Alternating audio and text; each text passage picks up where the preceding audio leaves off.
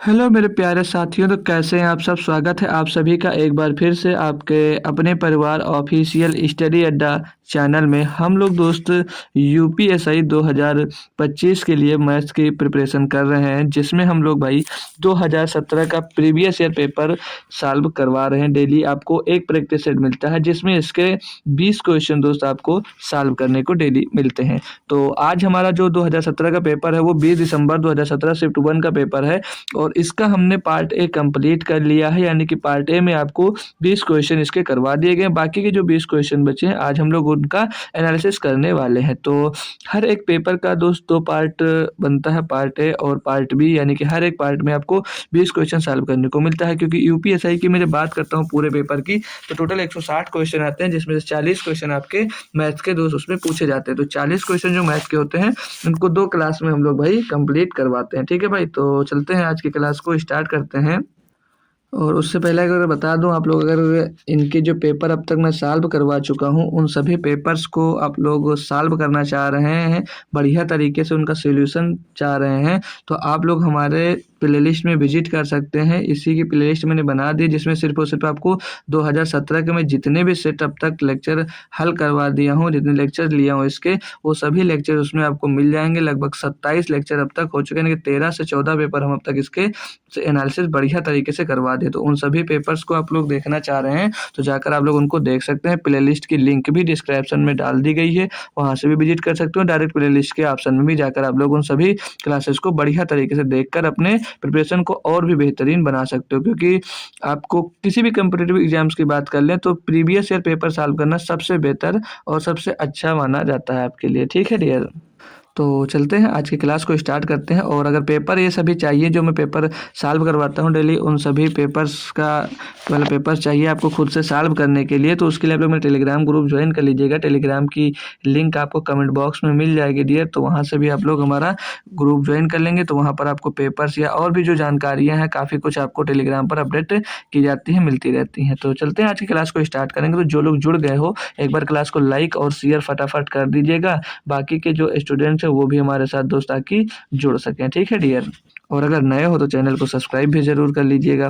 तो चलते हैं, आज का पहला क्वेश्चन क्या दिया गया है कि निम्न दिए गए विकल्प में से कौन सा पुनरावृत्त और आवर्ती दशमलव है। यानी कि रिपीटिंग एंड रिकरिंग डेसिमल कौन सा, ये हमसे पूछा जा रहा है। यानी कि कौन सा ऐसा दशमलव जो रिपीट होता है, बार बार रिपीट होगा। तो सारे को चेक करना पड़ेगा, क्योंकि ऑप्शन में दिया, ऑप्शन से चेक करते चले जाइएगा सीधे सीधे। पहला ऑप्शन अगर 3/10 जो दिया गया इसको चेक करेंगे तो ये 0 पॉइंट सीधे सीधे कितना आ जाएगा, 10 से भाई उसको भाग करोगे तो 0.3 आ जाएगा। इसमें कुछ करना ही नहीं था। अगला देखेंगे जब 13/8, तो 8 से भाग करेंगे तो 8 कम 8 बचेगा, 5 हो जाएगा ना भाई, 5 बच जाएगा जी सर। पॉइंट लगाएंगे 50 हो जाएगा, 8 6 48, 2 बचेगा आपका भाई हो जाएगा 20, तो 8 दूनी 16, 4 बचेगा 40, 8 पंजे 40, तो 1.625 इसका आ जाएगा। इसको चेक करेंगे भाई, 137/25 दिया गया है, तो 25 पंचे 125 हो जाता है भाई, बचेगा 12 हो जाएगा। पॉइंट लगाने के बाद 120, तो 25 चौक 100 और आपका बचेगा भाई 20, तो 0.200 हो जाएगा, 25 अट्ठे हो जाएगा 200, तो 5.48। अब ये आ गया 3/11, इसको भी डिवाइड करेंगे तो पहले तो पॉइंट ही लग जाएगा, 0 पॉइंट, तो कितना 30 हो जाएगा, 11 दूना 22, कितना हो जाएगा भाई, 11 दूना 22 हो जाएगा, 11 दूना 22 हो जाएगा, बचेगा 8 हो जाएगा 80, 11 से 77, 3 बचेगा 30, 11 दूना 22, फिर 8 बचेगा 80, 11 से 77, फिर 3 बचेगा 11 दूना 22, फिर 8 बचेगा 80, 11 से 77। अब आप लोग यहाँ पर देख रहे हो तो ये भी फाइनल कट गया था, ये भी फाइनल कट गया था, ये भी फाइनल कट गया था, लेकिन ये फाइनल दोस्त नहीं कट रहा है। और इसमें पुनरावृत्ति और आवृत्ति दशमलव दोनों आपको दिख रहा है, यानी कि रिपीट होता जा रहा है। 2 7 भाई रिपीट भी हो रहा है, पुनरावृत्ति आ रही है। तो यही क्वेश्चन में पूछा गया था। तो विकल्प डी बिल्कुल आपका सही हो जाता है कि 3/11 पुनरावृत्ति और आवर्ती दशमलव दोनों है। ऑप्शन नंबर डी पहले क्वेश्चन का बिल्कुल सही और सटीक जवाब दोस्त हो जाता है। एक बार सभी बच्चे थम्स अप करके बता देंगे सर क्वेश्चन बढ़िया तरीके से क्लियर है। एक न्यू टाइप का क्वेश्चन देखोगे तो मिलेगा आपको, ये क्वेश्चन दिया गया है, क्या कहता है समझिएगा दोस्त मेरे। 22 से 24 नंबर क्वेश्चन है, DI की जगह पे ये आया है। क्या कह रहा है, किस शिफ्ट का है, तो यूपीएसआई 20 दिसंबर 2017 शिफ्ट 1 का क्वेश्चन है ये।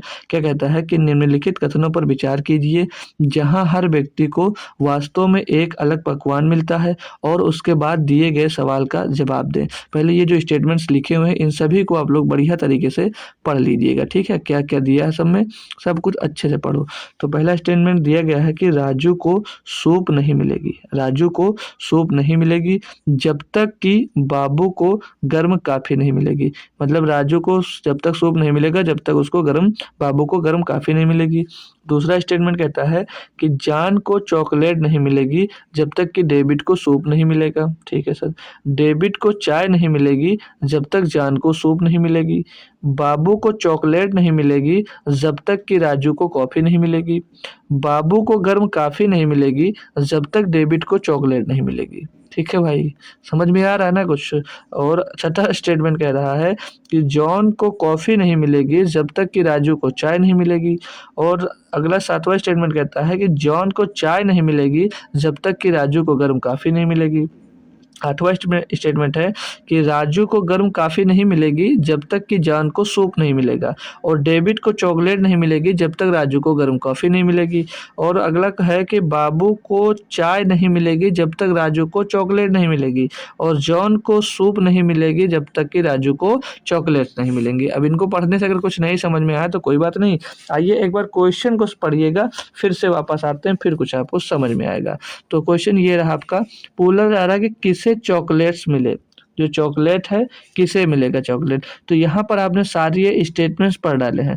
अब इनसे निष्कर्ष आपका क्या निकलता है, तो यहाँ पर पूछा है कि किसे चॉकलेट्स मिले, तो राजू है, बाबू है, जॉन है, डेविड है, इनमें से चॉकलेट किसे मिले, यही पूछा है ना भाई, किसको मिलना चाहिए।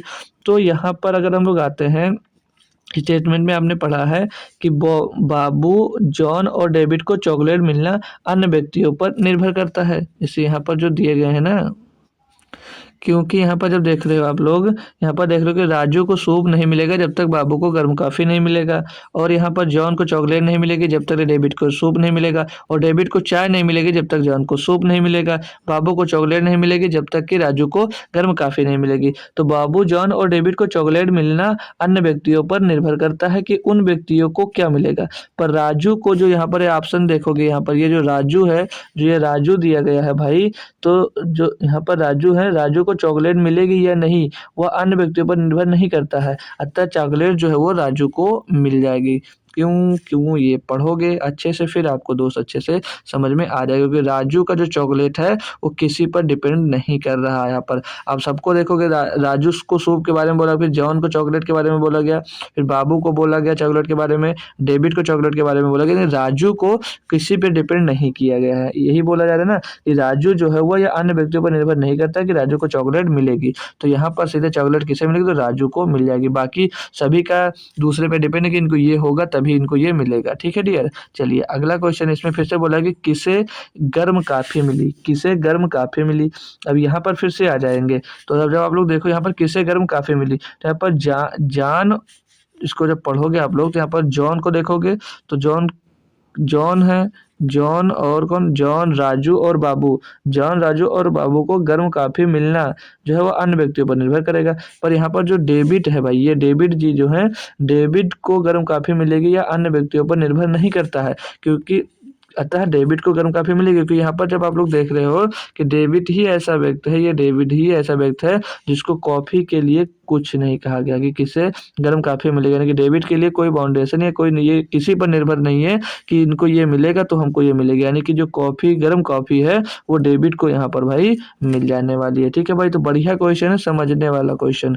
ठीक है, इसको अच्छे से पढ़ोगे फिर आपको अच्छे से क्लियर होगा। अब जैसे ये क्वेश्चन है कि बाबू को क्या मिला, अब यहाँ पर आपसे पूछा है कि बाबू को क्या मिला, तो जब बाबू को क्या मिला, तो राजू को चॉकलेट मिल रही है इसलिए बाबू को चाय मिलेगी। जैसे राजू को, यहाँ पर जब आप लोग देखोगे, राजू को क्या भाई, यहाँ से हमसे क्या मिलता था कि राजू को क्या मिल गया भाई, चॉकलेट मिल गया, राजू को यहाँ पर चॉकलेट मिला है। तो यहीं पर बोला ना कि बाबू को क्या मिलेगा, तो जब इधर जब आते हो आप लोग भाई, यहाँ से जब देखोगे ये वाला आप लोग स्टेटमेंट सॉरी दोस्त क्वेश्चन नंबर मतलब स्टेटमेंट 10 देखोगे क्या लिखा है कि बाबू को चाय नहीं मिलेगी जब तक राजू को चॉकलेट नहीं मिलेगा। और राजू को जब चॉकलेट मिल गया यानी कि बाबू को चाय मिल जाएगी। तो यहाँ पर बाबू को क्या मिला, बाबू को चाय मिली भाई। ऑप्शन नंबर ए आपका सही जवाब दोस्त हो जाता है।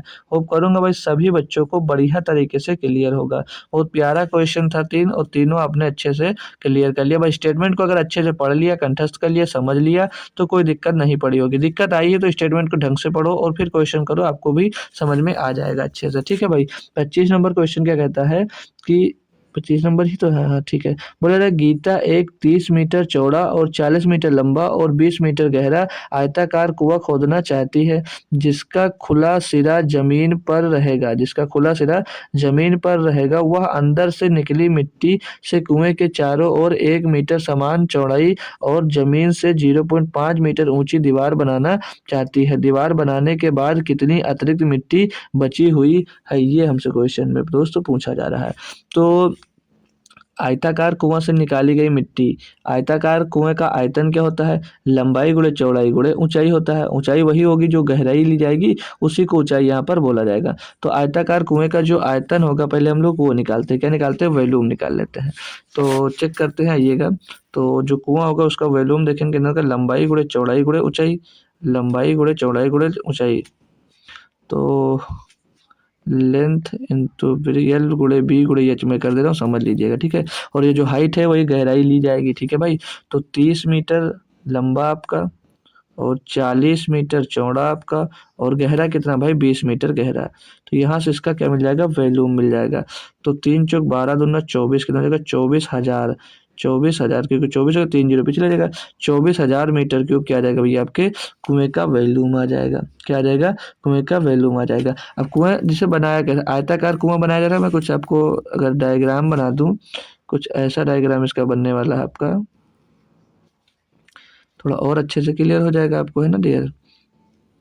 ये कुछ ऐसा बनाना चाह रही है वो, जो इसके कुएं के सब लंग मिट्टी बांट रही है, यानी कि इसकी मोटाई वो जो रखना चाह रही है वो 1 मीटर रखना चाह रही है। और ये जो ये मोटाई रखना चाह रही है, जो कितना रखना चाह रही है, ये 1 मीटर रखना चाह रही है। और क्वेश्चन में आपसे ये बोला गया था कि 1 मीटर समान चौड़ाई का, यानी कि इसकी जो चौड़ाई है 1 मीटर, और जो इसकी ऊंचाई दी गई है वो कितनी, वो जो ऊंचाई है वो 0.5 मीटर ऊंची दीवार बनाना चाह रही है। कितनी, 0.5 मीटर ऊंची दीवार वो बनाना चाह रही है डियर। तो चलो अब इसको हम लोग स्टार्ट करते सॉल्व करना। और जो ये हाइट दी कितनी पता है भाई, कितनी भाई, 30 मीटर चौड़ा है ये 30 मीटर आपका चौड़ा दिया था। ये 30 मीटर, ये अंदर वाली जो ये डिस्टेंस है कुआं, ये 30 मीटर चौड़ा है। ये आपको क्वेश्चन में दिया गया था।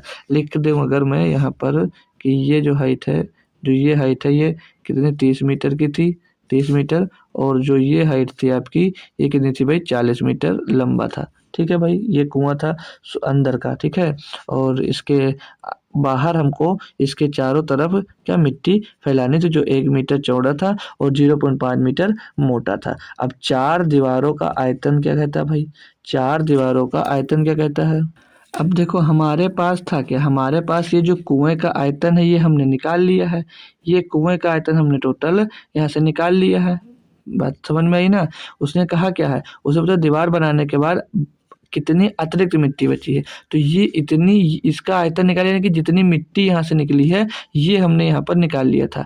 अब वो ये जो दीवार हमने बनाई है, इस दीवार में जो मिट्टी लगी है इसके बाद कितनी मिट्टी बची वो हमको बताना है। तो इस दीवार की हमको क्या निकालना है, इस दीवार में कितना मिट्टी लगा इसका हमको आयतन निकाल कर हम लोग टोटल में से घटा देंगे, तो हमको पता चलेगा कि हमारे पास अभी कितनी अतिरिक्त मिट्टी बची हुई है। ठीक है भाई। तो इन 4 दीवारों का आयतन आप लोग निकालोगे तो क्या होगा, 2L, इनका दोनों, इनका क्षेत्रफल ले लो, 2LBH हो जाए, 2LB हो जाएगा।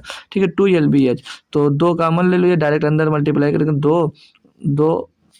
2 हो जाएगा, और मल्टीप्लाई करा तो फिर आपस में जोड़ लेंगे दोनों का। तो 2 गुणे LB, यल इसका 40 ये है, और ये 1 मीटर ये इधर दोनों हो जाएगा, तो कितना हो जाएगा, ये 42 मीटर ये हो जाएगा। ठीक है। 42 मीटर ये हो जाएगा। और इसकी समझ में आ गया ना कैसे हुआ है? यस सर, बिल्कुल समझ में आता है। LBH, ठीक है यार, 1 हो गया और गोले में जो ऊंचाई दी गई कितनी दी? 0.5 दी गई है। अब इसमें जोड़ दीजिएगा दूसरे साइड का, इसके लिए भी चौड़ाई हो जाए 2 गुणे में 30 हो जाएगा। ये हाइट दी गई आपको कितनी? 30 दी गई है और गुणे में 1 हो जाएगा और गुणे में 0.5 हो जाएगा। अब इसको सॉल्व करते हैं जब हम लोग भाई, तो 42 दूना 84, 84 पंचे कितना हो जाता है? 84 पंचे 420, तो 420 होगा, लेकिन पॉइंट लगा था तो 42 हो जाएगा। प्लस का 30 दूना 60, 60 पंचे 300, तो 30 आ जाएगा ये, क्योंकि एक अंक बाद दशमलव हो जाएगा। ये टोटल कितना आ गया? 72। तो ये जो 72 आया, ये 72 घन मीटर आपका, 72 मीटर क्यूब क्या आ गया भाई? ये जो दीवार लगाए उसमें इतनी मिट्टी लगी। अब टोटल मिट्टी जो निकाली गई थी वो कितनी थी? 24,000 मीटर क्यूब था। कितनी मिट्टी थी? 24,000 मीटर क्यूब था। और दीवार उसकी तरफ बनाने में सिर्फ उसे 72 मीटर क्यूब लगा। तो अभी उसके बाद बची हुई मिट्टी कितनी घटा देंगे भाई? तो ये लगभग 23,928 बच रहा होगा। 23,928 मीटर क्यूब मिट्टी आपके पास अभी बची होगी, वही पूछा गया था। ऑप्शन नंबर सी आपका बिल्कुल सही जवाब दोस्त हो जाता है। बढ़िया सा क्वेश्चन था। होप करूंगा सारे प्यारे साथियों को समझ में आ गया होगा। ठीक है, तो थम्स अप करिए और नेक्स्ट क्वेश्चन की ओर बढ़िए। ये रहा आपके सामने नेक्स्ट क्वेश्चन 26 नंबर। बोले रहा बसप्पा गायों और मुर्गियों की निश्चित संख्या के साथ एक छोटी सी झोपड़ी में रहते हैं। अगर सिरों की कुल संख्या 12 है और पैरों की कुल संख्या 40 है तो मुर्गियों की संख्या ज्ञात कीजिएगा भाई। अब इसमें मुर्गी दिया गया है और गाय दी गई है, तो हम लोग माना मुर्गियों की संख्या जो होगी, जो मुर्गियों की संख्या होगी वो माना मुहैन लिख दो। माना मुर्गियों की जो संख्या होगी वो कितनी देगी? x मान ली। माना मुर्गियों की संख्या x मान ली और माना गाय यानी कि काऊ, काऊ की संख्या को हमने क्या मान ली? y मान लिया। ठीक है भाई। अब इसमें बोला है कि छोटी सी झोपड़ी में रहते हैं। अगर सिरों की कुल संख्या जो दी गई है वो कितनी दी गई है? 12 दी गई है। सिरों की कुल संख्या कितनी दी गई? 12 दी गई है। तो एक एक सिर दोनों के होते हैं, यानी कि x और y इनको अगर प्लस कर देते हैं तो कितने दी गई हैं? 12 दी गई है। ये क्या है? 12 संख्या है। आगे बोला है कि और पैरों की कुल संख्या कितनी? 40 है। तो अगर गाय को हमने x माना है, सॉरी दोस्त, मुर्गी को हमने x माना है, तो मुर्गी के कितने पैर होते? दो, तो 2x पैर हो जाएंगे उसके। कितने? उसके 2x पैर हो जाएंगे आपके। और गाय को हमने y माना है, तो 4y गाय के पैर हो जाएंगे। कोई दिक्कत आई? जी सर। और बराबर कितने दिए गए हैं? 40 दिए गए हैं। अब इसको समीकरण आप लोग 1 मान लो और इसको समीकरण आप लोग क्या मान लो भाई? 2 मान लो।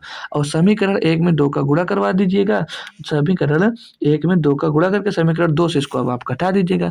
जब इसमें 2 का गुणा करा देंगे तो यहाँ पर 2 हो जाएगा, यहाँ पर 2, दूसरे कलर से लिख देता हूँ। ठीक है, यहाँ पर 2x हो जाएगा, यहाँ पर 2y हो जाएगा और यहाँ पर 24 हो जाएगा। अब समीकरण 1 में 2 का गुणा करके समीकरण 2 से हम लोग घटा देंगे इसको। जब घटाएंगे तो ये भी माइनस का, ये भी माइनस का, ये भी माइनस का हो जाएगा। इधर बचेगा 2x से 2x आपका खलास हो जाएगा। यहाँ पर 4y में से और माइनस का 2y निकल जाएगा तो क्या बचेगा? 2y प्लस का बच जाएगा भाई। क्या बचेगा? 2y आपका बच जाएगा। और बराबर में इधर 40 में से 24 घटा दोगे तो कितना हो जाएगा? 16 बच जाएगा। तो y बराबर क्या आ जाएगा? 8 आ जाएगा। y बराबर क्या आ जाएगा आपको? y बराबर आपके पास 8 आ जाएगा। क्वेश्चन में पूछा क्या गया भाई? चलिए तो मुर्गियों की कुल संख्या ज्ञात कीजिए। मुर्गियों की संख्या ज्ञात कीजिएगा। हमको गाय मिल गई 8 है। अब गाय 8 है और टोटल कितने थे भैया? 12। ये समीकरण 1 में हम लोग पुट ही कर लेते हैं। तो x की वैल्यू कितनी आ जाएगी? 12 माइनस वाई, तो 12 माइनस 8 कर दो y की वैल्यू रखकर, तो x बराबर क्या आ जाएगा? 4 आ जाएगा भाई। तो मुर्गियों की संख्या क्या मिल गई? 4। ऑप्शन नंबर डी सही है।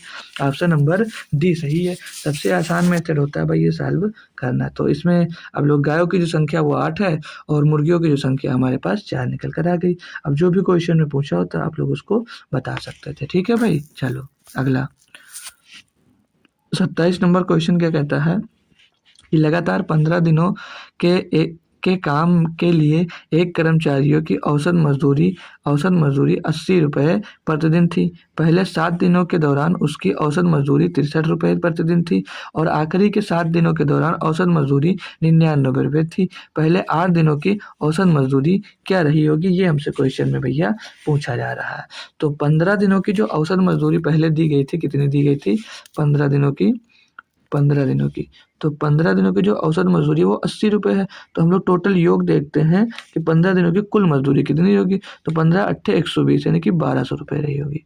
कितनी होगी? 1200 रुपये रही होगी। अब पहले 7 दिनों की जो मजदूरी है कितनी दी गई भी है? पहले 7 दिनों के दौरान 7 दिनों के दौरान उसकी औसत मजदूरी 63 रुपये है। तो 7 दिनों की कुल मजदूरी हम लोग देखते हैं, तो 7 गुणे 63 कर देंगे भाई। तो 7 के 21 का 1 हासिल आएगा 2, 7 छंग 42, 2 44, 441 रुपये रहा होगा। तो और अंतिम आखिरी 7 दिनों की जो औसत मजदूरी वो 99 रुपये है।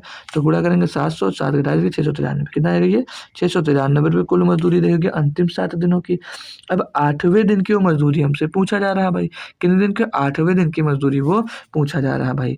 तो यहाँ पर जब देखोगे आप लोग भाई, ये टोटल 15 दिन की है और यहाँ पर ये 7 दिन की है, 7 दिन की है, यानी कि टोटल 14 दिनों की है। तो इन दोनों को प्लस कर लीजिएगा, 4 9 4 13 3 सिलाएगा 1 6 4 10 और 11, 1134 रुपये आपका 14 दिन का आया और ये टोटल 15 दिन का है। इसमें से ये घटा दीजिएगा भाई, तो 66 बच जाएगा। अभी जो 66 रुपये आएगा ना भाई, अभी जो 66 रुपये आएगा ना भाई, ये क्या आएगा, ये 8वें दिन की मजदूरी आएगी। लेकिन क्वेश्चन में आपसे पूछा क्या गया है कि पहले 8 दिनों की औसत मजदूरी क्या रही होगी। तो पहले 8 दिनों की जो कुल 7 दिनों की जो कुल मजदूरी थी वो कितनी दी रखी है क्वेश्चन में। बहुत प्यारा कॉन्सेप्ट है भाई। पहले 7 दिनों की जो मजदूरी है कुल वो 441 रुपये है। अब उसमें 8वां दिन शामिल होगा, तो 8वें दिन की मजदूरी कितनी 66 रुपये।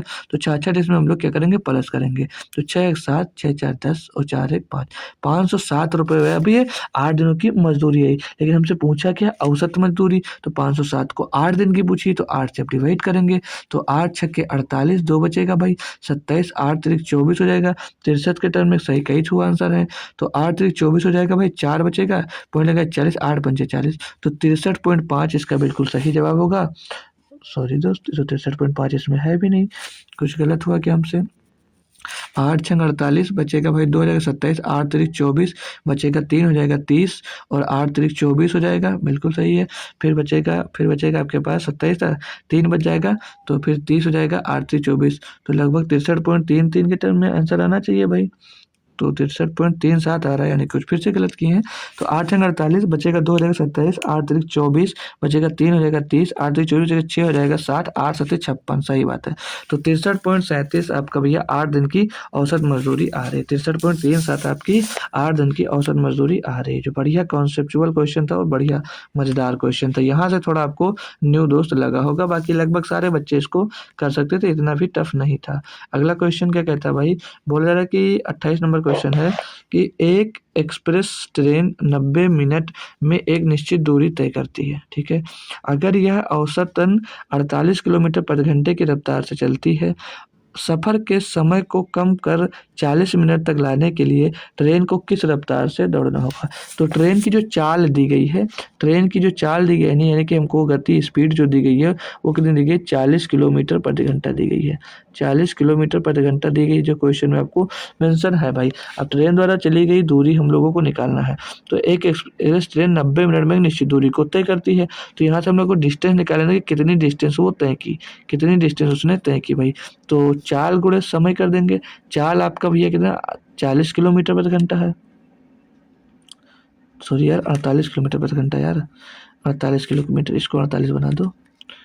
चाल जो है आपकी वो 48 किलोमीटर प्रति घंटा, मैंने 40 कर दिया, ठीक है। चाल जो है आपकी क्या है 48 किलोमीटर प्रति घंटा है। तो दूरी बराबर क्या होता है, चाल गुणे समय। समय कितना 90 मिनट का, और 90 मिनट को भैया घंटे में बनाने के लिए 60 से इसको डिवाइड भी कर दीजिएगा। तो 0 से आप लोग 0 काट देंगे, 3 से काटेंगे 3 बार, 3 से काटेंगे इसको 2 बार, 2 से काटेंगे इसको 24 बार। तो डिस्टेंस आपकी यहाँ से कितनी आ जाएगी 24 या 72 किलोमीटर। जो डिस्टेंस आपको मिल जाएगी वो 72 किलोमीटर की मिल जाएगी। क्वेश्चन में कहा है कि सफ़र को कम कर 40 मिनट, 40 मिनट उसको कम करना है कि 40 मिनट तक लाने के लिए, हाँ 40 मिनट तक उसको लाना है। यही तो बोला ना कि सफ़र के समय को कम कर 40 मिनट तक लाने के लिए ट्रेन को किस रफ्तार से दौड़ना होगा। तो 40 मिनट तक लाना है भैया। तो ट्रेन की चाल, जो ट्रेन की चाल हम निकालेंगे यहाँ से, तो देखो पहले देखो यहाँ पर जो इनका समय कितना लग रहा है। अब यहाँ पर समय कितना वो ले रहा है कि 40 मिनट उसको समय पे लाना है। तो यहाँ पर जो टाइम होगा, जो टी बराबर टाइम होगा वो 40 मिनट का, तो इसको घंटे बनाने के लिए 40 बटे क्या कर दोगे 60 कर दोगे भाई। तो 20 से काटोगे 2 बार, 20 से काटोगे 3 बार, तो इसके लिए जो टाइम हो जाएगा वो 2/3 घंटे का हो जाएगा। टाइम कितना हो जाएगा 2/3 घंटे में दोस्त कवर करना है। अब ट्रेन की चाल हम लोग निकालेंगे, यही तो पूछा है कि ट्रेन की चाल क्या होगी अगर उसको 40 मिनट सेम दूरी को, डिस्टेंस को तय करना है। तो वही भैया चाल बराबर दूरी बटे समय। दूरी बटे समय, दूरी आपको करना भैया 72 किलोमीटर की। समय कितना लेना, समय लेना 2/3 घंटे का। तो 2/3 करेंगे 3 जाकर ऊपर मल्टीप्लाई हो जाएगा। काटेंगे दोस्तों इसको 36 बार जाएगा। 36 गुणा 3 कितना जाएगा, 108 किलोमीटर। तो 108 किलोमीटर पर घंटे की रफ्तार से अगर आप लोग चलते हो तो आपको 40 मिनट का समय दोस्त लगने वाला है। ठीक है भाई, कोई समस्या है, कोई दिक्कत है, कोई परेशानी, कुछ भी मत इसमें समझ में ना आया तो वहाँ पर आप लोग पूछ लीजिएगा, आपका भाई ज़रूर बता देगा। ठीक है भाई, लेकिन फालतू क्वेश्चन मत करो, पढ़ो वो अच्छी बात है। ठीक है, अगला क्वेश्चन 29 नंबर क्या कहता है समझेंगे। बोला जा रहा है कि दो स्टेशन ए और बी 138 किलोमीटर दूर हैं। एक ट्रेन सुबह 7:15 सुबह मतलब 7:15 AM बजे से ए से शुरू होती है और बी की ओर भाई ये 24 लिखा हुआ है। बी की ओर 24 किलोमीटर, सही है। बी की ओर 24 किलोमीटर पर घंटे की रफ्तार से जाती है। एक अन्य ट्रेन सुबह 8 बजे बी से शुरू होती है और ए की तरफ 36 किलोमीटर पर घंटे की रफ्तार से चलती है। वे किस समय मिलेंगे। ऐसा क्वेश्चन एक नहीं माय डियर, बहुत सारे करवाया हूँ और बढ़िया तरीके से आपको मैंने सॉल्व करवाया भाई। ठीक है, और हमको नहीं लगता ऐसे क्वेश्चन में आपको अब दिक्कत आती होगी, क्योंकि बस बढ़िया डायग्राम बनाए और आप लोग कर भी पाते होंगे यार अच्छे से, क्योंकि बहुत बढ़िया तरीका आपको मैंने बताया सॉल्व करने का। ध्यान दे लीजिएगा, जिसको नहीं आता है ध्यान दे लीजिएगा। ये हमने स्टेशन ए और स्टेशन बी बना दिए हैं, दो स्टेशन बना दिए हैं ए और बी। ये स्टेशन ए हो गया आपका और ये स्टेशन आपका बी हो गया। अब इस ट्रेन ए एक ट्रेन सुबह 7:15 बजे ए से शुरू होती है, यानी कि इधर से जो ट्रेन एक निकलती है, जो ट्रेन ए निकलती है इधर से भाई, वो कितने बजे निकली, 7:15 पे, 7:15 AM पे दोस्त निकलती है। ठीक है भाई, बात एक एक बात को समझते जाइएगा तभी क्वेश्चन आपके समझ में आएगा। तो ये 7:15 पे निकलती है और इसकी जो चाल है वो कितनी दी गई है, 24 किलोमीटर प्रति घंटा दी गई है। इसकी जो चाल दी गई है वो 24 किलोमीटर प्रति घंटा दी गई है। और उधरिया से बी की तरफ से भी एक ट्रेन निकलती है, बी की तरफ से भी एक ट्रेन चलती है और जो सुबह के 8 बजे निकलती है, सुबह के 8 AM पे ये भी निकलती है। और इसकी जो चाल दी गई है भाई, चाल दी गई 36 किलोमीटर प्रति घंटा। इसकी जो चाल दी गई है वो कितनी दी गई है, 36 किलोमीटर प्रति घंटा दी गई है। अब समझने वाली बात यह है कि माना जो ट्रेन, दोनों ट्रेनें, जो ट्रेन एक है चलने के कितने पहले, जैसे ये ट्रेन 7:15 पे चल रही थी और ये ट्रेन चली कितने बजे भाई, 8 बजे, यानी कि इससे ये 45 मिनट पहले ट्रेन चल दी। कितनी पहले, ये दोनों ट्रेन जो निकली है यानी कि 45 मिनट पहले ये ट्रेन चल रही थी। अगर 45 मिनट पहले चल दी यानी कि ये ट्रेन कहीं यहाँ पर पहुँच गई होगी। जब 45 मिनट पहले चली यानी कि ऑब्वियस सी बात है भाई, उससे वो 45 मिनट ज़्यादा रन की। अब वो 45 मिनट में दूरी कितनी तय की, 45 मिनट में उसने दूरी तय कितनी की भैया। तो यहाँ पर अगर हम समझ लेते 45 मिनट की दूरी उसने तय कर ली है, चाल उसकी कितनी, 24 किलोमीटर प्रति घंटा। तो डिस्टेंस बराबर कितना, चाल गुणे समय, चाल गुणे समय कर देंगे तो 24 गुणे समय कितना दिया गया भाई, समय आपका दिया 45 मिनट। तो समय बट्टे में क्या आ जाएगा आपका भाई, बटे में 60 कर दो क्योंकि वो किलोमीटर पर घंटा में मिनट में था। तो 15 से 45, 15 चौको 60, 4 से काटेंगे 4 से 24, 6 से 18 किलोमीटर की दूरी। यानी कि ये जो है भाई, ये 18 किलोमीटर की दूरी दोस्त तय कर लिया होगा। ये 18 किलोमीटर की दूरी तय कर कहीं यहाँ पर दोस्त ये पहुँच गया होगा, कहीं यहाँ पर ये पहुँच गया होगा भाई। कोई दिक्कत है सर जी, नहीं है सर जी, कोई दिक्कत नहीं है। अब उनको भैया ये टोटल दूरी दी कितनी थी क्वेश्चन में, बोला ए से बी तक 148 किलोमीटर की, यानी कि ये जो टोटल डिस्टेंस थी, ये टोटल की डिस्टेंस कितनी थी, 138 किलोमीटर थी। टोटल डिस्टेंस जो थी 138 किलोमीटर थी, जिसमें से 18 किलोमीटर की दूरी ए ने तय की, यानी कि अब बची कितनी, 120 किलोमीटर की दूरी। अब दूरी बची कितनी है, अब दूरी बची है सर हमारे पास 120 किलोमीटर की। अब यहाँ से ये भी 8 AM पर है और ये भी 8 AM पर है, दोनों गाड़ियाँ 8 AM पे अब स्टार्ट हुई हैं। अब स्टार्ट हुई हैं और दूरी इनको कितनी तय करनी है, अब इनको दूरी तय करनी है 120 किलोमीटर की। अब दूरी कितनी इनको तय करनी है, 120 किलोमीटर की। और अब इनको समय बराबर क्या होता है, दूरी बटे चाल। समय बराबर क्या होता है भाई, दूरी बटे चाल, ये आपको कई बार बता चुका हूँ। तो दूरी आपकी कितनी आ गई, 120 किलोमीटर की। चाल, अब चाल देखोगे तो ये दोनों, ये इधर से जा रही थी और दूसरी ट्रेन बी मतलब ए से बी की हो जा रही है, बी से ए की तरफ आ रही है। तो रिलेटिव स्पीड, इसमें सापेक्ष चाल क्या होगी, दोनों के सापेक्ष चलेंगे, चालें आपस में क्या हो जाएंगी, जुड़ जाएंगी।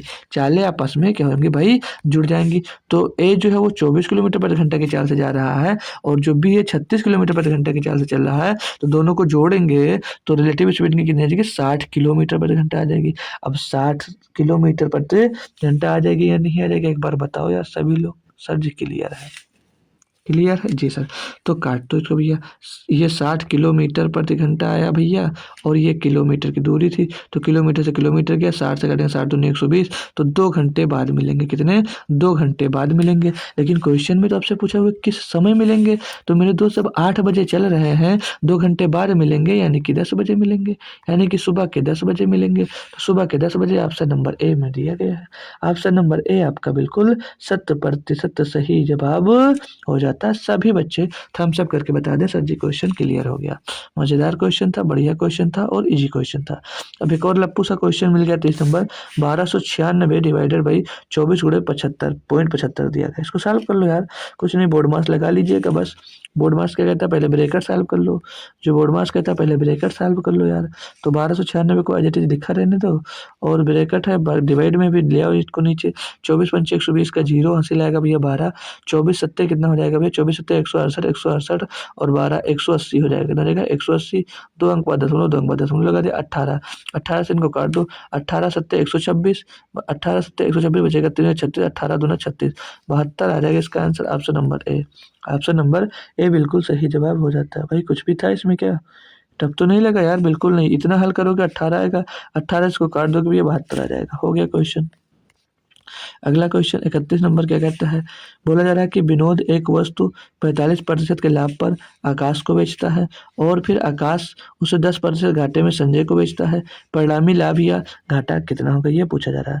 तो हम लोग मान लेते हैं कि जो माना विनोद है, जो विनोद है वो 100 रुपये में खरीदता है, कोई वस्तु है उसको 100 रुपये में खरीदता है, ठीक है, और वो 45% लाभ पर कर बेचा। तो विनोद ने अगर वस्तु को, कलर चेंज करता हूँ, अगर विनोद जो है भाई वो 100 रुपये में खरीदा होगा, जो विनोद के लिए अगर क्रय मूल्य 100 रुपये है, तो इसने संजय को बेचा, इसने संजय को 45% के लाभ पर बेचा। यही तो बोला ना कि विनोद एक वर्ष 45% लाभ पर आकाश को बेचता, सॉरी आकाश को। तो आकाश के लिए इसका क्रय मूल्य कितना हो जाएगा भाई, ये अगर 45% का लाभ ले रहा है यानी कि 100 का सामान 145 में बेच रहा है, तो आकाश के लिए जो क्रय मूल्य होगा कितना हो जाएगा, 145 रुपये हो जाएगा। बात क्लियर है। अब आगे आकाश ने संजय को 10% के घाटे पर बेच देता है, यानी संजय के लिए, इसके लिए संजय के लिए क्रय मूल्य क्या होगा, तो 145 रुपये था, इसको 10% नुकसान है कि 90% में बेचा होगा संजय को, तो 90% का निकाल लेंगे, 0 से 0 खत्म हो जाएगा। 9 बचे 45 का 5, 9 बचे 45 का 5 और 9 चौक 36, 36 और 5 41 का 1 हासिल आएगा भाई आपके पास 4, 9 1 9 और 9 4 13, 131.5 आ जाएगा। 131.5 आपका दोस्त यहाँ से आ जाएगा। क्यों, क्योंकि बट्टे में 10 लगाओगे, 10 हाथ से भाग करोगे तो ये भाई लास्ट में क्या आ जाएगा, पॉइंट आ जाएगा। तो 131.5 हम लोग यहाँ पर लिख सकते, सही है ना भाई। गुणा कर लेते हैं एक बार फिर से। 9 बचे 45 का 5 लगेगा 4, 9 जो 36 और 4 40, देखो भाई गलत कर दिए थे, ठीक है, गलत कर दिए थे, ठीक है। चलो फिर से कर लेते हैं यार।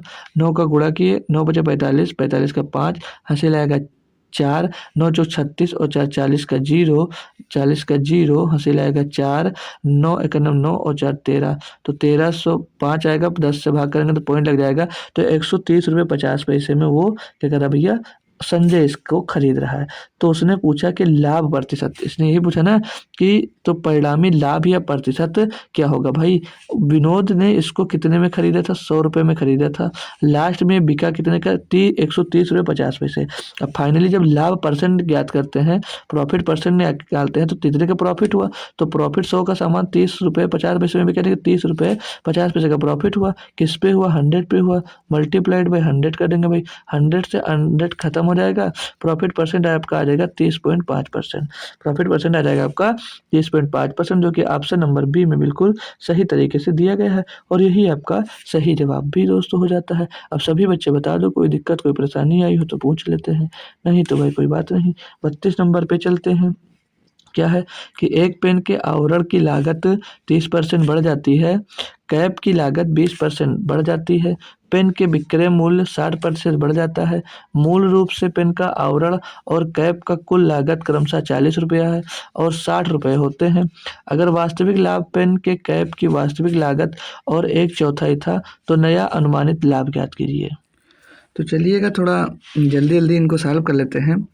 तो यहाँ पर हमको जो पेन का आवरण का मूल्य और पेन के कैप का जो कुल लागत दिया गया है वो हमको यहाँ पर मेंशन किया गया था। तो यहाँ पर जो पेन और यहाँ पर पेन और लिख लेंगे, पेन और आवरण को ए लिख देना, पी लिख देते पेन को और पेन के आवरण को ए लिख देते हैं, ठीक है, समझ जाइएगा। तो यहाँ पर जो पेन के आवरण का क्रय मूल्य दिया गया था वो कितना दिया गया, 40 रुपये दिया गया था। कितना दिया गया था भाई, 40 रुपये दिया गया था। और जो कैप का था वो पेन के आवरण यानी कि कैप का था कितना भाई, वो 60 रुपये दिया था। ये दोनों का क्रय मूल्य दिया गया था। अब क्वेश्चन आपसे बोला कि 30% पेन के आवरण की बढ़ जाती है और 20% कैप की लागत बढ़ जाती है। तो इसकी हमको कितना बनाना भाई, 30% की ये 130% हो जाएगा। कितना हो जाएगा, ये 130% हो जाएगा। और ये 20% बढ़ाने की कितना हो जाएगा, 120% हो जाएगा। कितना हो जाएगा भाई, ये 120% हो जाएगा। भाई बात क्लियर है जी सर। इनको सॉल्व करते अगर हम तो परसेंटेज से 00 काट दीजिएगा और परसेंटेज से 00 तो 13 चौको 52 आ जाएगा। 13 चौको 52 रुपये और 12 छंग 72 रुपये, 12 छंग 72 रुपये, क्योंकि ये कैंसिल हो चुका है 0 तो पेन का जो ये यहाँ पर पहले 40 रुपये और 60 रुपये क्रय मूल्य था। ये जो निकल कर आया ना माय डियर, ये जो निकल कर आया भाई, ये दोनों का क्या निकल कर आया भाई, ये दोनों का बढ़ावा वृद्धि के बाद कैप का, ये पेन का क्रय मूल्य वृद्धि के बाद और ये आपके कैप का वृद्धि के बाद मूल्य दिया गया है, ठीक है भाई, क्रय मूल्य दिया गया है। अब आगे क्वेश्चन में हमसे क्या कहा है कि 20% वृद्धि बढ़ जाती है और पेन का विक्रय मूल्य 60% बढ़ जाता है। अब पेन का जो विक्रय मूल्य है क्या हो जाता है, बोला जा रहा है कि 60% बढ़ जाता है। मूल रूप से पेन के आवरण और कैप का लागत मूल्य क्रमशः इतना दिया गया है। तो यहाँ पर हमसे क्या कहा, हम लोग सब छोड़ो, सबसे पहले आप लोग के तो दोनों का, तो पेन का हम लोग अगर क्रय मूल्य निकालते हैं, पेन का अगर हम लोग क्रय मूल्य निकालते हैं, कहा ना एक पेन के आवरण की लागत 30% बढ़ जाती है, कैप की लागत 20% बढ़ जाती है और पेन का विक्रय मूल्य 60% बढ़ जाता है। मूल रूप से पेन का आवरण और कैप का कुल लागत मूल्य इतना इतना दिया गया है। यानी कि पेन के आवरण और कैप का कुल लागत मूल्य, तो पेन का हम लोग अगर पेन का क्रय मूल्य निकालते हैं, पेन का क्रय मूल्य निकालते हैं 40 और 60 एक में जोड़ देंगे तो कितना, ये जो 100 रुपये आएगा ये पेन का क्या आ जाएगा, क्रय मूल्य आ जाएगा। कैप और पेन पूरा मिला कर एक ही तो पेन होंगे, तो ये 100 रुपये का क्रय मूल्य आ गया। अब यहाँ पर हम लोग देखते हैं कि वृद्धि के बाद पेन का क्रय मूल्य क्या हो जाता है, यहाँ पर प्रतिशत वृद्धि के बाद पेन का कॉस्ट प्राइस क्या हो जाएगा, प्रतिशत वृद्धि के बाद कितना हो जाएगा, तो 52 रुपये पेन का हो गया और कैप का कितना हो गया था भाई, 72। दोनों को जोड़ दोगे तो कितना रहता है, 124 रुपये आपका क्या हो जा रहा है भाई, 124 रुपये प्रतिशत वृद्धि के बाद क्रय मूल्य, और ये वृद्धि से पहले का मूल्य 100 रुपया दिया था, दोनों पता चल गया। अब हम लोग यहाँ से देखेंगे कि वास्तविक लाभ कितना हो रहा है।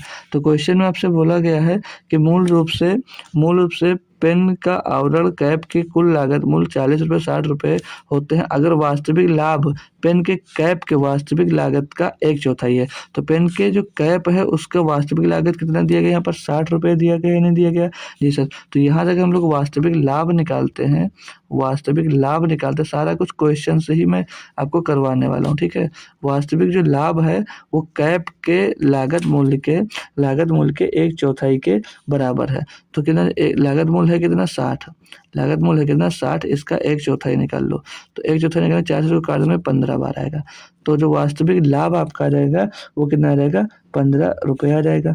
तो वास्तविक विक्रय मूल्य भी यहाँ से हम लोग याद कर सकते हैं, वास्तविक विक्रय मूल्य भी हम लोग याद कर सकते हैं। तो विक्रय मूल्य कैसे क्या रहता है, कॉस्ट पर, यानी कि कॉस्ट पर क्रय मूल्य में हम लोग लाभ जोड़ देते हैं। तो क्रय मूल्य तो हमेशा कितना था, 100% होता है। और आपका जो यहाँ पर जो प्रॉफिट हुआ कितने का हुआ, 15 का हुआ, तो जोड़ देके कितना बना 115। अभी जो 115 आएगा ना भाई, ये क्या वास्तविक विक्रय मूल्य, वास्तविक सेलिंग प्राइस यहाँ से मिल जाएगी, ये वास्तविक आपकी सेलिंग प्राइस होगी। अब आगे क्वेश्चन में कहा था कि पेन और विक्रय मूल्य 60% बढ़ जाता है,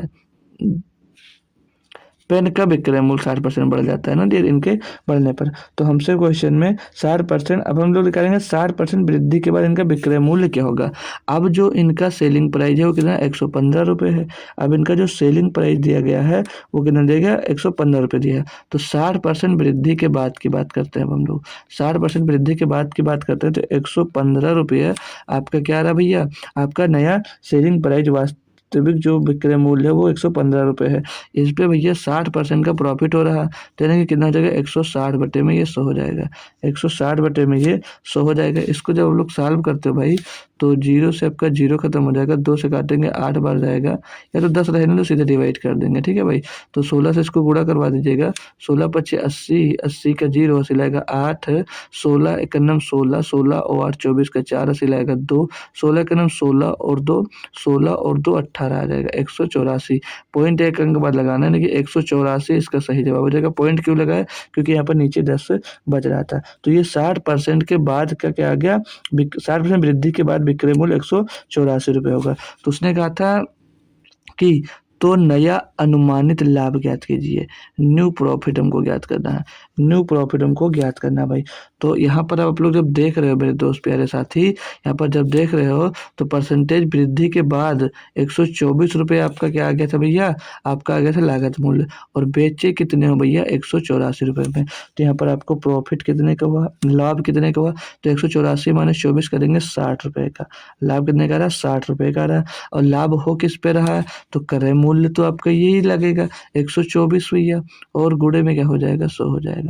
गुणे में क्या हो जाएगा आपका 100 हो जाएगा। कोई समस्या जी बिल्कुल नहीं, कर लेंगे भाई। तो 6 दाम 60, नहीं 6 से नहीं कटेगा 4 से कटेगा भाई। 4 15 ये 60, 4 3 12 और 4 एकन्नम 4, तो 1500 बटे 31 आएगा भाई। 1500 बटे 31 आएगा। तो 31 इसको डिवाइड करेंगे तो ये 31 पंचे 155 हो जाता है, नहीं ये ऑप्शन हो नहीं सकता, और ये बहुत कम है। अभी इन दोनों में से एक होगा। तो 31 चौके हो जाता है भैया 124, 124 बचेगा 26 हो जाएगा 260, तो तीनों 8 24 लगभग 8 बार जा रहा है। तो 48 के टर्म में कौन सा ऑप्शन देख सकते हो, तो ये 48 पॉइंट कुछ आएगा, और 48 के टर्म में सिर्फ ऑप्शन नंबर बी दिख रहा है, तो ऑप्शन नंबर बी को ही टिक करिएगा, आगे बढ़ जाओ, पूरा कोई कैलकुलेशन करने की ज़रूरत नहीं है। अगला क्वेश्चन देखेंगे भाई 33 नंबर, कि राम ने चॉकलेट्स खरीदे और उन्हें अपने बच्चों के बीच समान रूप से बांटना चाहता है। अगर वह हर एक को 15 चॉकलेट देता है 2 बच जाता है, और अगर हर को 16 चॉकलेट देता है तो 2 चॉकलेट कम पड़ जाती है। राम ने कम से कम कितनी चॉकलेट खरीदी होगी, ये हमसे पूछा जा रहा है भाई। तो माना बच्चों की जो संख्या दी गई है, बच्चों की जो संख्या को हम लोग क्या मान लेते हैं x, बच्चों की जो संख्या दी गई है उसको हम लोग क्या मान लेते हैं x मान लेते हैं। ठीक है भाई, तो जब x मान लिए तो पहली बार में वो क्या कर रहा है भाई 15 चॉकलेट देता है और 2 चॉकलेट उसके पास बच जाती है। तो अगर पहले बार में हम देखेंगे तो x बच्चों को 15 चॉकलेट दिया, तो कहते कितने चॉकलेट बांट दिए, x गुणे 15 चॉकलेट बांट दिए, और 2 बच गया तो इसमें हम लोग जोड़ देंगे, तो ये टोटल चॉकलेट हो गई। दूसरी कंडीशन में जब हम लोग देखते हैं तो उसमें x बच्चे थे और सभी को 16 चॉकलेट दिए, लेकिन 2 चॉकलेट कम पड़ गए, तो इसमें से हम लोग 2 घटा देंगे, तो हमको यहाँ से क्या मिलेगा, चॉकलेट की संख्या मिल गई। क्या मिल गई, चॉकलेटों की संख्या दोस्त यहाँ से मिल गई। और ये जो संख्या मिली ये दोनों आपस में बराबर ही तो होंगे, जी सब बराबर होंगे। तो इसको हम लोग लिख सकते हैं x गुणे 15 प्लस का 2 बराबर में x गुणे 16 और माइनस का 2। ये दो सब लोग बराबर रख सकते हैं, नहीं रखते बिल्कुल सही रख सकते हैं, कोई दिक्कत नहीं है। तो आइए इनको सॉल्व भी कर लेते हैं। तो ये 15x हो जाएगा, उधर 16x हो जाएगा, तो जब 15x को 16x की तरफ भेजेंगे तो बचेगा x, और यहाँ पर ये माइनस का 2 इस साइड में भेजेंगे तो प्लस का 2 हो जाएगा, तो हो जाएगा ये कितना 4 हो जाएगा। तो x की वैल्यू कितनी मिल गई आपको, यहाँ पर 4 मिल गई। x की वैल्यू हमको क्या मिल गई 4। क्वेश्चन में से पूछा क्या है, तो राम ने कम से कम कितनी चॉकलेट खरीदी होंगी, तो भाई किसी भी इक्वेशन में रख दो, चाहे इसमें रख दो चाहे इसमें रख दो। तो x की वैल्यू यहाँ पर रखेंगे 15 चौको 60 और 2 62, कितने आ जाएंगे भैया 62 आ जाएंगे आपकी, 62 ऑप्शन नंबर ए बिल्कुल सही जवाब हो जाता है भाई। कोई बच्चा है जो दिक्कत हो तो बता दीजिएगा। यहाँ पर रखोगे 16 चौको 64 माने तो 62 तब भी आ जाएगा। बढ़िया क्वेश्चन था, सभी बच्चे कर पाए होंगे। अगला क्वेश्चन दिया गया भाई 43 नंबर नहीं है यार, ये 34 नंबर है, ठीक है। क्या कहते हैं 497 भागे 7 गुणे 104 भागे 13 और प्लस का 38.44 और प्लस का करड़ी में 3 यानी कि 29,261 का घनमूल आपको निकालना है डियर, बिल्कुल सटीक तरीके से। तो समझ लीजिएगा कौन किसका होता है भाई। तो 7 से इसको डिवाइड कर दीजिएगा लगे हाथ तुरंत के तुरंत भाई। तो 7 सते 49, 7 एकम 7 71 मिल जाएगा, यहाँ पर गुणा लगाएंगे 13 8 104 तो 71 गुणे 8 यहाँ से आपको दोस्त मिल जाने वाला है। कोई दिक्कत आई क्या? बिल्कुल नहीं सर। बीच में लग जाता है प्लस और 3844 का निकालना है आपको क्या स्क्वायर रूट। तो स्क्वायर रूट निकालने का तरीका लगभग सभी बच्चों को पता है, अगर याद होता है तो अच्छी बात है, नहीं याद होता तो ध्यान दीजिएगा। पॉइंट 2 अंक बाद लगा था यानी कि बाहर आएगा तो 1 अंक बाद पॉइंट लग जाएगा। अब इसमें पीछे 4 है, हमने क्या कहा जब स्क्वायर रूट निकालना तो 2 अंक छोड़ देते हैं, तो पीछे 4 है यानी कि 2 के स्क्वायर में आएगा या तो ये 8 के स्क्वायर में आएगा। इतनी बात सभी को पता है जी सर जी। अब यहाँ पे हमें लेना कौन सा है, तो ये जो 38 दिया गया किसके स्क्वायर के करीब आ रहा है, तो 6 के स्क्वायर के करीब आ रहा है। 6 के स्क्वायर के करीब आ रहा है तो 6 आप लोग यहाँ पर पुट कर देंगे और 6 आप लोग यहाँ पर भैया क्या कर देंगे पुट कर देंगे। अब इनमें से कौन सा सही होगा, तो 6 का स्क्वायर 6 का अगला नंबर होता है कि अब ये 7 से गुणा कर दो, 7 छंग कितना आता है 42। अभी जो 42 आता है ये 42 से अगर ये नंबर आपका छोटा है भाई तो छोटा वाला आंसर होगा, अगर 42 से नंबर बड़ा होता तो बड़ा वाला नंबर हम लोग लेते, लेकिन ये छोटा है, ये छोटा है यानी कि माय डियर छोटा वाला यानी कि ये 6.2 का क्या हो जाएगा स्क्वायर रूट दोस्त बन जाएगा। तो इसको 38.44 को हम लोग क्या लिखते हैं 6.2 लिख सकते हैं। प्लस के 3 वाला आपको क्या निकालना भैया घनमूल निकालना है। इनका क्या करना भाई आपको घनमूल निकालना है। तो इसका घनमूल निकालना भी सिखाते हैं आपको, बाकी सिखा तो सब कुछ रखा यार। अब आपको अगर याद नहीं है तो आप गधे हो, लेकिन चलो कोई बात नहीं अगर अभी तक क्लास ही नहीं मिली आपको तो कोई बात नहीं भाई, क्लास चाह रहे हो तो आप लोग हमसे कांटेक्ट करिएगा टेलीग्राम पे, मैं आपको वो क्लास प्रोवाइड करवा दूंगा, ठीक है। 29.261 दिया गया, अभी 3 अंक पे दशमलव है यानी कि अब दशमलव आपका 1 अंक पे बाहर लगने वाला है। तो ये घनमूल में निकालने में थोड़ा सा आसान होता है, यहाँ पर 3 छोड़ना होता है पीछे और लास्ट का यूनिट 1 है तो 1 किसके क्यूब में आएगा ये आप लोगों को क्लियर करना होता है। 1 किसके क्यूब के बाद में आएगा ये आपको क्लियर करना होता है भाई। तो 1 हमेशा सभी बच्चों को पता है भाई कि किसके क्यूब में आ सकता है, तो 1 ही के क्यूब में आ सकता है। और 9 9 81 9 ये 729 क्योंकि जो क्यूब करते हो सब में क्या होता है भैया कन्फर्म होता है जी। 1 से लेकर 9 तक आते हैं सभी में चेंज होता है, जो इनके पीछे का अंक है वो सभी में चेंज होगा, यानी कि किसी न किसी एक जरूर आएगा जिसका ये क्या बना भाई घनमूल दोस्त ये बन रहा होगा। क्या भाई घनमूल ये दोस्तों बन रहा होगा, क्लियर है। अब आते हैं हम लोग और आगे 29 ये किसके क्यूब के बराबर आएगा, तो ये 29 जो है भाई ये 29 हमारा किसके क्यूब के बराबर आता है, क्योंकि अभी तक हम लोग स्क्वायर किए क्योंकि हम लोग स्क्वायर कर रहे थे। अब हम लोग चेक करते हैं कि जो 29 है ये किसके स्क्वायर के करीब आ रहा है, ये किसके स्क्वायर के करीब आ रहा है, तो ये 3 के क्यूब के पास आएगा। लेकिन यार ये तो 3.1 का जो क्यूब होता है वो 29,791 होता है, 29,791। यहाँ पर 29,261 दिया गया यानी कि ये एग्जैक्ट किसी का क्यूब भी नहीं बन रहा है, ये एग्जैक्ट किसी का क्यूब नहीं आएगा ना माय डियर, ये किसी न किसी पॉइंट का क्यूब बन रहा है, ये किसी न किसी पॉइंट का क्यूब बन रहा है भाई, ये किसी न किसी पॉइंट नंबर का ये क्यूब बनने वाला है, क्योंकि ये फाइनल तो है, फाइनल किसी का तो बन ही नहीं रहा यार, फाइनल ये किसी का बन ही नहीं रहा। तो इसको लगभग लेना पड़ेगा आपको यार, भाग विधि से करना ही पड़ेगा हमको, या तो इसका क्या करो भाई क्यूब निकालो, तो गुणनखंड करके भी हम लोग कर सकते हैं। तो गुणनखंड अगर करते हैं इसको तो कटेगा कैसे भाई, 9 2 11 तो 13 13 6 19 और 1 20, 3 से भी नहीं कट रहा है, ये 3 से भी नहीं कट रहा है भैया। तो इसका कैसे निकाल दें हम लोग, तो इसको देखो हम लोग लगभग अगर लेते हैं तो ये 3.1 आ रहा है, 3.1 का क्यूब होता है 29,761 यानी कि उससे ये दोस्त कम है, ये लगभग 3 के करीब आएगा। तो हम लोग यहाँ पर 3.1 क्या कर लेते हैं पुट कर लेते हैं, लगभग जो आंसर होगा इससे थोड़ा सा कम होगा, अगर नहीं एग्जैक्ट आएगा तब कैलकुलेट करेंगे, नहीं तो थोड़ा सा लगभग लेकर हम लोग इसको सॉल्व करने की एक बार कोशिश करते हैं। तो 8 का नाम 8 8 7 56 568 ये मिल जाएगा, इसको जोड़ेंगे तो 9.3 हो जाएगा। अब जोड़ेंगे तो पॉइंट के बाद 3 आएगा और 9 17 का सारा सिलाएगा 1 और 6 1 7 6 1 7 और 5 577.3 577.3 भाई ये आप लोग आपसे लगा सकते हो। इससे थोड़ा सा कम ये देख लो 28 दिया गया, ठीक है। तो आपका यही सही हो जाएगा। ऑप्शन नंबर सी, पूरा कैलकुलेट करने की ज़रूरत नहीं थी, हमने कैलकुलेशन अपनी बचा ली। अब बचाई भी कैसे, तो ये हमको पता था कि इसके करीब है इसलिए बच गई, नहीं तो नहीं पता होता तो नहीं कर पाते, ठीक है डियर। होप करूँगा भाई क्लियर होगा।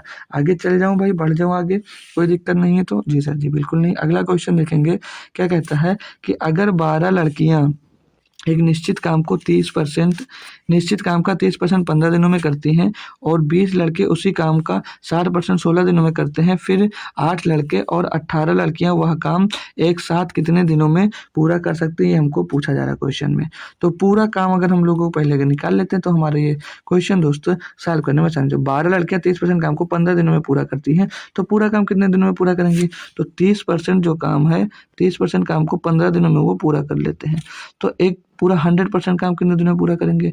तो 15/3 15/30 कर दो, गुणे में कर दो 100, गुणे में कर दो 100 भैया। तो 0 से 0 काट दो, 3 बचे 15, कितने दिनों? 50 दिनों में।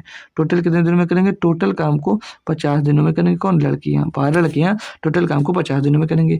आगे 20 लड़के उसी काम का 60% 16 दिनों में कर देते हैं। तो जो 60% काम करते हैं, जो ये 60% काम करते हैं, जो 60% काम करते हैं माय डियर, वो कितने दिनों में कर देते हैं? 60% काम 16 दिनों में करते हैं। तो 60% काम अगर 16 दिनों में करते हैं, यानी कि 100% काम कितने दिनों में करेंगे भाई? तो 100% काम कितने दिनों में करेंगे? 16/60 और गुणे में कर दो 100 भैया। तो 20 तिया 60 और 20 पंचे 100, 20 पंचे 100, 16 पंचे 80/3, कितना आ जाएगा भाई? ये यहाँ से आपका 80/3 आ जाएगा। 80/3 दिनों में करेंगे सब। कितने लोग थे भैया? 20 लड़के। आगे फिर से बोला, फिर 8 लड़के और 18 लड़के वह काम एक साथ कितने दिनों में पूरा करेंगे? तो यहाँ से इनका एक दिन का वर्क निकाल लो। ये एक दिन का वर्क कितना हो जाएगा? एक दिन पूरे काम को 50 दिन में करते हैं, तो एक दिन में कितना काम करेंगे? 1/50। एक दिन में 1/50 भाग काम कंप्लीट कर लेंगे, नहीं कर लेंगे? 12 लड़के हैं जी सर। सेम काम यहाँ पर 20 लड़के थे, तो एक दिन में भैया कितना काम करते हैं ये? एक दिन में 80/3 काम करते हैं। एक दिन में 80/3 काम करते हैं। तो इनके जब हम एक दिन का काम निकालेंगे तो 1/80/3 लिखेंगे, तो ये 3/80 आ जाएगा, पलट जाएगा ये। 3/80 भाग काम कर लेंगे, 3/80 भाग काम कर लेंगे। ये बात इतनी क्लियर है? एक बार सभी लोग बता दो। यस सर, यहाँ तक बात हमको बढ़िया तरीके से क्लियर है। अब 8 लड़कों का एक दिन का काम निकालोगे, जब 8 लड़के एक दिन में कितना काम करेंगे? 8 लड़के एक दिन में कितना काम करेंगे? और 18 लड़कियां एक दिन में कितना काम करेंगी? तो एक लड़की एक दिन में 12 लड़कियां एक दिन में 1/50 भाग काम करती हैं। तो 18 लड़के एक लड़की का 12 लड़कियों का दिया गया 1/50 भाग काम करती हैं। तो इसमें भैया और 18 लड़कियों का निकालना, तो 18/12 से डिवाइड कर देंगे तो 18 का हमको मिल जाएगा, क्योंकि ये जो भाग दिया था ये 12 लड़कियों का टोटल था। 18 का निकालना तो 18 से 12 को भाग कर दो भाई। तो 6 दूनी 12, 6 त्रिक 18 हो जाएगा। तो कितना? 3/100 आ जाएगा। 3/100 भाग ये दोस्तों 18 लड़कियां करेंगी। आगे लड़कों का सेम काम कर लो। 8 लड़के हैं। अब यहाँ पर ये जो यहाँ पर हमने निकाला है, ये 3/80 भाग ये 20 लड़कों का एक दिन का काम है। अब 8 लड़कों का एक दिन का काम निकालना, तो 3/80 गुणे में क्या हो जाएगा भाई? गुणे में आपका यहाँ से क्या हो जाएगा भाई? ये क्लियर है ना? 3/80 कैसे आया था? जी सर क्लियर है। 8 लड़कों का काम निकालना और 20 लड़कों का टोटल हमको काम दिया था। 8 दहम 80 हो जाएगा भाई। तो 3 क्या हो जाएगा? ये 200।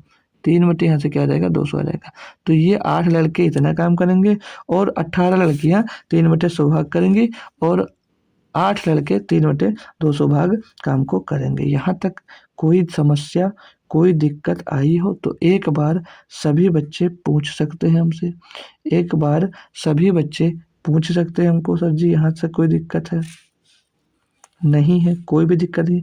तो अब 18 लड़के और 18 लड़कियां और 8 लड़कों का एक दिन का हम लोग काम निकाल लेंगे, क्योंकि वह काम एक साथ कितने दिनों में पूरा करते हैं। तो अब एक दिन का आप लोग काम निकालोगे तो वो ये पूरा एक दिन का ही काम दिया गया इनका, तो वो 3/100 काम लड़कियां करती हैं और 3 कितना था? 3/200 काम जो है आपका भैया लड़के करते थे। 3/200 काम आपके कौन करते थे भैया? लड़के कर रहे थे। तो ये टोटल एक दिन का काम आएगा। इनको जोड़ लेंगे भाई, तो 206 3 9/200 आ जाएगा। इनका एलसीएम 200 हो जाएगा। और बाकी का कैसे हुआ, एलसीएम इनका हमने लिया कितना 200 आ गया। इनका जब एलसीएम लिए तो एलसीएम इन सभी का कितना आ जाता है 200 आ जाता है भैया, एलसीएम 200 आएगा। ठीक है ना डियर जी सर। और ऊपर 3 दूनी 6, 6 3 9 हो जाएगा 9/200 इनका क्या आ जाएगा भाई, 9/200 आपका आ जाता है टोटल वर्क। टोटल वर्क आ जाता है आपका, सॉरी एक दिन का काम आ जाता है इन सभी का। तो हमसे पूछा क्या गया था कि वह काम एक साथ कितने दिनों में पूरा कर सकते हैं, पूरा काम कितने दिनों में कर सकते हैं, ये हमसे भैया पूछा जा रहा है। तो टोटल काम ये एक दिन का है, इसको भाई डिवाइड कर देंगे जब हम लोग, तो कुल दिन का जब आप लोग निकालोगे तो एक बट्टे में इसको लिखोगे तो ये पलट जाएगा फिर से कितना हो जाएगा 200 बट्टे में ये 9 हो जाएगा। तो 9 से डिवाइड करेंगे तो 9 दूनी 18 बचेगा 2 हो जाएगा 20, 9 दूनी 18, 22 के टर्म में एक ही आंसर है ऑप्शन नंबर बी। तो 22.2 दिन का टाइम दोस्त उनको लगने वाला यहाँ तक, बस और कुछ नहीं था। क्वेश्चन बहुत बढ़िया था सर, समझने वाला था, अगर समझ गए होंगे तो अच्छी बात है, बढ़िया क्वेश्चन था। ठीक है चलते हैं नेक्स्ट क्वेश्चन पे। आज आपका भाई टाइम भी लग रहा है। क्वेश्चन नंबर 36 क्या कहता है कि एक रसायन कंपनी में 2 प्रकार के मिश्र धातु है और उनमें से जस्ता और एल्यूमिनियम क्रमशः 7:22 और 21:37 के अनुपात में है। इन मिश्र धातुओं को किस अनुपात में मिलाया जाए ताकि एक नई मिश्र धातु बने जिसमें जस्ता और एल्यूमिनियम का अनुपात 25:62 हो जाए। भाई जस्ता है और एल्यूमिनियम है, इसमें एलिगेशन लगा दीजिएगा। और एलिगेशन कैसे लगाना है आपको, चाहे जस्ता उठा लीजिएगा और चाहे आप लोग एल्यूमिनियम उठा। अगर हम जस्ते से करते हैं, जस्ते को लेकर सॉल्व करते हैं भाई, तो पहला जो रेशियो 7:22, तो 7 रेशियो जस्ता है, 7 जस्ता है किसके रिस्पेक्ट में भाई, 7 जो जस्ता है वो किसके रिस्पेक्ट में है 22 और 7 29 के रिस्पेक्ट में जस्ता दिया गया है। दूसरा दिया गया 21 जस्ता है और किसके रिस्पेक्ट में है, तो इनको जोड़ देंगे तो 8 और 3 2 5 58 के रिस्पेक्ट में है भाई। और वो फाइनल बोला जा रहा है कि 25:62 में करना चाह रहे हैं, 25 जस्ता करना चाह रहा है 62 और इस 25 को जोड़ेंगे भाई तो 87 हो जाता है, 87 हो जाता है। अब हमको क्या करना है भाई, इनको एलिगेशन लगाने से पहले देखो एलसीएम जो इनके दिए गए हैं, इनको एलसीएम को क्या करो, ऐसा इनसे करने वाला इनके एलसीएम से कोई छोटा नंबर मान लीजिएगा।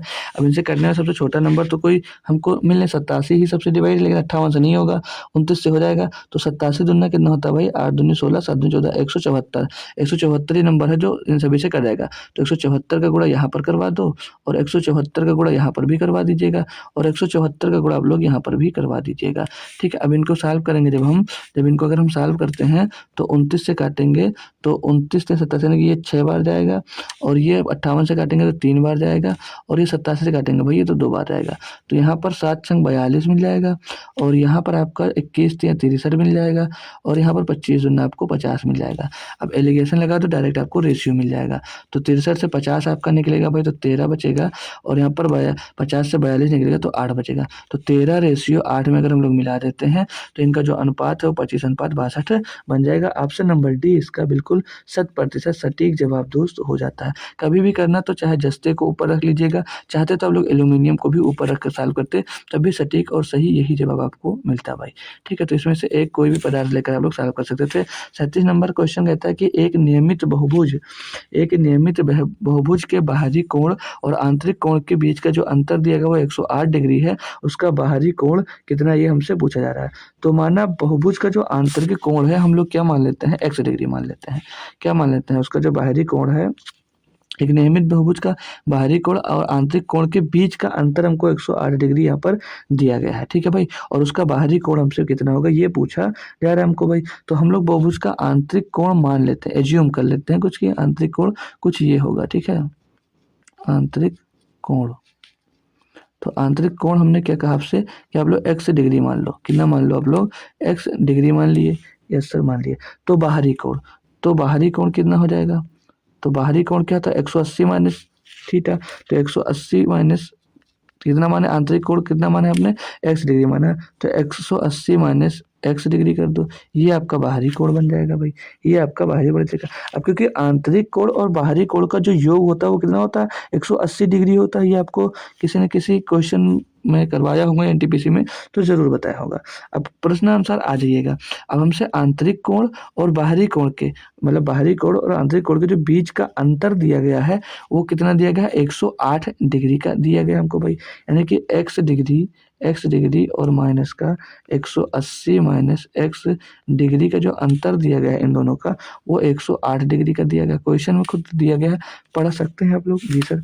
तो इसको सॉल्व करेंगे तो ये x डिग्री बनेगा और माइनस का 180 हो जाएगा और माइनस का 1 डिग्री लगाते जाइएगा, या याद रखो, रख सकते हो। और ये x डिग्री माइनस का बराबर में आपका कितना मिल जाएगा भाई, सॉरी, ये हमारे अंदर होगा इंटर होगा तो ये प्लस का बन जाएगा, ठीक है। और बराबर में 108 डिग्री ये दिया गया भाई। तो ये x डिग्री मिलकर 2x डिग्री हो जाएगा भाई। और ये 180 उस साइड में जाएगा तो प्लस का हो जाएगा, 108 पहले से, तो दोनों जोड़कर कितना बना देंगे, 288 डिग्री बना देंगे। कितना बना देंगे, 288 डिग्री बना देंगे। तो x बराबर निकालना है आपको। x बराबर का 200 उधर काटो, 2 का नाम 2 चौके 8, 2 चौके 8, तो x बराबर कितना आ जाएगा, 144 डिग्री आ जाएगा। क्या ये आंसर होगा सर? जी नहीं होगा। क्यों? क्योंकि उसने बाहरी कोण पूछा है और बाहरी कोण क्या है भाई, 180 माइनस x डिग्री। तो 180 माइनस का 144 कर दो भाई, तो 36 डिग्री आपका इसका सही जवाब दोस्त बन जाएगा। यानी कि बाहरी कोण होगा वो कितना होगा, 36 डिग्री होगा। अगर आंतरिक कोण पूछता तो आप लोग बता सकते थे कि 144 डिग्री होगा भाई। होप करूंगा सारे प्यारे साथियों को बढ़िया तरीके से क्लियर होगा क्वेश्चन। नेक्स्ट क्वेश्चन देखते हैं, सेकंड लास्ट क्वेश्चन, नहीं भी 38 नंबर क्वेश्चन है। तो क्या कहता है कि अगर जनवरी 2016 का चौथा दिन सोमवार है तो अगस्त महीने का दूसरा सोमवार किस तारीख को दोस्त पड़ने वाला है, ये हमसे क्वेश्चन में पूछा जा रहा है। तो 2016 का जनवरी 2016 का जो चौथा दिन है वो सोमवार है। कितना है भाई, सोमवार। तो जनवरी के शेष दिनों की संख्या हम लोग निकाल लें। अगर तो जनवरी के शेष दिनों की संख्या निकालने फिर विषम दिन वाला कॉन्सेप्ट लगाकर हम लोग इसको सॉल्व कर सकते हैं, ठीक है ना डियर। चलिए कोई बात नहीं। तो जनवरी में कितने दिन बचेंगे भाई, चौथा दिन अगर सोमवार है तो 4 दिन 31 में से घटा देंगे, 27 दिन आपका जनवरी का आ जाएगा। अब 2016 लीप ईयर से, यानी कि फरवरी जो रही होगी कितने की रही होगी, 29 दिनों की रही होगी। ये सब कुछ आपको फिंगर पे आने चाहिए। जो मार्च है भाई 31 का रहेगा, जो अप्रैल है आपका 30 का रहेगा, जो मई है आपका भैया 31 की रहेगी, और जो जून है आपका भैया 30 का रहेगा, और जो जुलाई है आपका भैया 31 का रहेगा। जुलाई आपका 31 का रहेगा। फिर अगस्त तक पहुंचना है लेकिन रुक जाना है, अगस्त तक पहुंचना है लेकिन रुक जाना है। तो अगस्त महीने का दूसरा दिन बताना। तो अगस्त तो पहुंचेंगे तो देखा जाएगा, पहले इनको जोड़ लो, 7 से डिवाइड कर दो, 7 छंग नहीं 7 दूनी 14, 7 21, शेष कितना बचेगा, बस 6 बच जाएगा। 7 चौक 28, 1 शेष बचेगा। 7 चौक 28, 3 शेष बचेगा। 7 चौक 28, 2 शेष बचेगा। 7 चौक 28, 3 शेष बचेगा। 7 चौक 28, 2, 7 चौक 28, 3 शेष बचेगा। 6 1 7, 7 3 10, 10 2 12, 12 3 15, 15 17, 17 और 3 20, 20/7 कर दो, 20/7 करेंगे तो 7 दूनी 14, कितना शेष बच रहा है आपके पास, यहाँ पर 6 शेष बच रहा है। अब अगर 6 शेष बच रहा है भाई तो 6 तारीख को कौन सा दिन पड़ता है, 6 तारीख को कौन सा दिन पड़ता है, याद है? नहीं याद है तो गधे हो यार। 6 तारीख को कौन सा दिन पड़ेगा, तो 6 तारीख को माय डियर सोमवार पड़ेगा। नहीं सोमवार तो सोमवार था भाई, 6 जो ये आया है सोमवार में 6 आपको क्या करना होगा, प्लस करना होगा।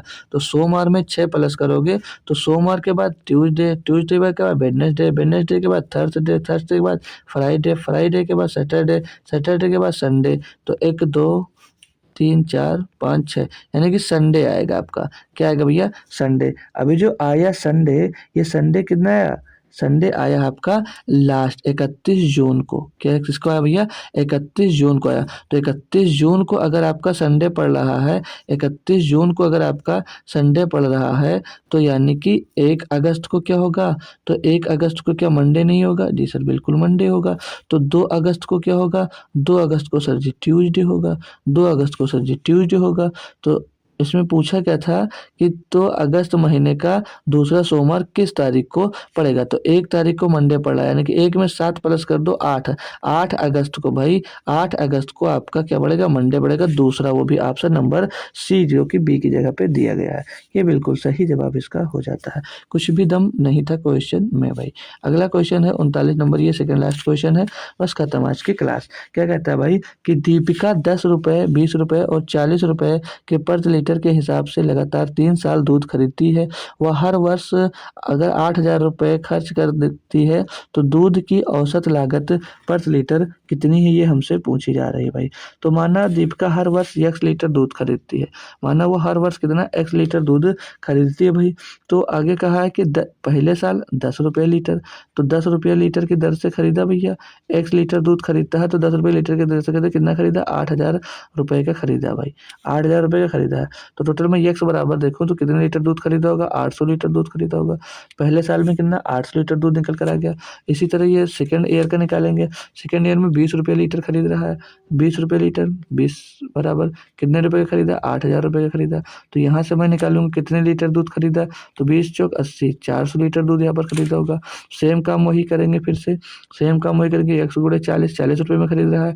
अब कितना भैया 8,000 रुपये का तब भी खरीदा, तो x बराबर कितना है कि 200 लीटर दूध खरीदा होगा। यहाँ पर कितना लीटर दूध खरीदा होगा, 200 लीटर दूध खरीदा होगा। अब हम लोग देखते हैं कि टोटल दूध कितने लीटर खरीदा उसने, टोटल उसने कितने लीटर दूध खरीदा, तो 800 लीटर पहले साल खरीदा, 400 लीटर दूसरे साल, 1200 लीटर और तीसरे साल में 200 लीटर, और यानी कि टोटल 1400 लीटर उसने दूध खरीदा भाई। और टोटल रुपया कितना खर्चा किया, तो 8,000 पहले साल में, 8,000 दूसरे साल में, 8,000 तीसरे साल में, यानी टोटल रुपया खर्चा किया उसने 24,000। टोटल रुपया उसने खर्चा किया 24,000। दूध उसने खरीदा 1400 लीटर, इससे कर दो डिवाइड, आपको भैया पर लीटर औसत खर्चा आ जाएगा कितने रुपया पड़ा भाई। बढ़िया आसान है भाई, 1 2 1 2, तो 14 का नम 14 बचेगा, 10 हो जाएगा 100, 14 सत्ते 98, 17 रुपये के टर्म में एक ही आंसर है, ऑप्शन नंबर बी लगा दो और आगे बढ़ जाओ भाई। बिल्कुल आसान सा। तो ये रहा लास्ट क्वेश्चन, क्वेश्चन नंबर 40 का आंसर आप लोग सभी बच्चे होमवर्क में ज़रूर दीजिएगा। अगर नहीं लगता है तो बताना, मैं इसको सॉल्व करवा दूंगा। बहुत ज़्यादा टफ क्वेश्चन नहीं, आसान क्वेश्चन है। तो टाइम में हमारा 1 घंटे से ज़्यादा क्लास हो गई, इसीलिए मैं क्लास को बंद कर रहा हूँ। ठीक है, तो इसका आंसर सभी बच्चे कमेंट बॉक्स में ज़रूर दीजिएगा। बाकी अगर समस्या आ रही है क्वेश्चन में तो कमेंट में बता दीजिएगा, तो मैं अलग से एक क्वेश्चन को सॉल्व करवा कर आपको इसका वीडियो प्रोवाइड करवा दूंगा। ठीक है भाई, तो मेरा टेलीग्राम ग्रुप है ऑफिशियल स्टडी अड्डा, इसको ज्वाइन कर लीजिएगा। जस्ट अभी आपको इसकी पीपीटी मिल जाएगी, तो वहाँ से फिर से एक बार प्रैक्टिस आप लोग कर सकते हैं। तो कल फिर से आइएगा, 8 PM पे मिलते हैं एक बार इसके नेक्स्ट प्रैक्टिस सेट में। तब तक के लिए थैंक यू सो मच दोस्तों। जय हिंद, जय भारत।